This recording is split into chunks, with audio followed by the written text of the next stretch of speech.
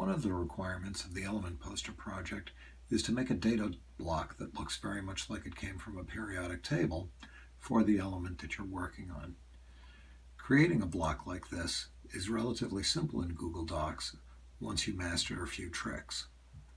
You begin by inserting a drawing. This is the same technique that you used for a text box. Go up to the Insert menu and choose a drawing.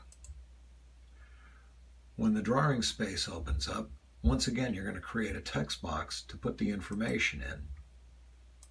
Draw it on the screen, and then inside type the information you want.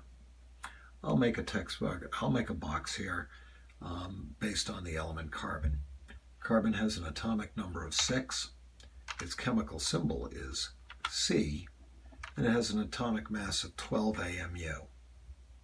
Once you've typed in those numbers and characters, highlight them and change the font size, as shown up here, to something that seems like it'll be large enough for what you're trying to fit into your Element Poster project.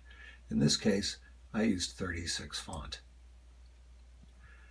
Usually I like to have the chemical symbol a bit larger, so I'm going to make the atomic number 24 font, and I'm going to do the same thing with the atomic mass, 24 font. Once you have these properly formatted, center them in the text box by highlighting all of these terms. Use the alignment tool and center them, and also center them vertically using this tool here where it says middle. That'll place them in the middle of the text box. At that point you can resize it and they will take up space in the center of the box regardless of what size you get. After you've done so, be sure to add borders. 3-point looks pretty nice with this. You can change the color if you like. Keep the style solid. You've got a pretty nice block for a periodic table, but one of the requirements requires you to label it with names for each of the elements, the atomic number, the chemical symbol, and the atomic mass. To do this, you're going to need to add arrows to it and labels. Adding arrows is simple with the line tool up here in the toolbar. If you click on the expansion arrow, you'll see that you can make an arrow. Let's add 3 arrows to your data block. Once you've selected the tool, draw from the outside in. The pointy end will point towards where you end the arrow. We'll do the same thing for the atomic mass, and let's put one here for the chemical symbol as well. The final step is to label these with some text that indicates what each number or letter is. Once again, you'll go to a text box tool. This time you're not going to put any borders on it. You're simply going to add the text in to your diagram that you're creating. Click somewhere near where you'd like it to appear. The text box will be oversized. Feel free to shrink it down and type in the information that you want. In this case, atomic number. I'm going to put it on 2 lines by hitting a carriage return in between. I'm going to center the term.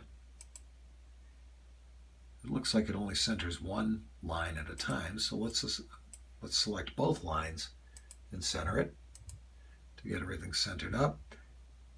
And we can pick this up and move it into place. Maybe just a bit higher.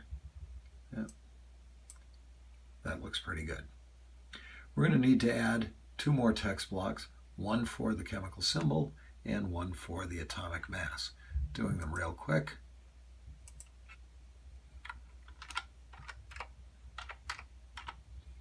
Chemical symbol.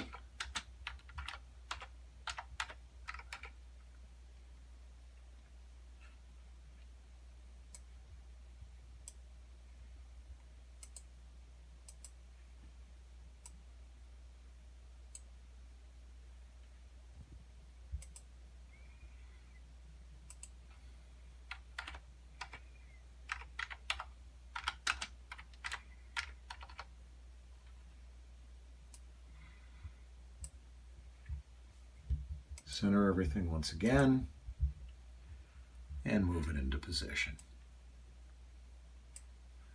Once you've decided that you have your graphic looking just the way you want it, Save and close it, and it'll pop directly into your document. Don't forget to click on the graphic, change it to wrap text so that you can move it anywhere you want on the screen. If you want to resize it, you can simply use the resize arrow, and that'll help you to fit it into your document wherever it is that you want it. Best of luck.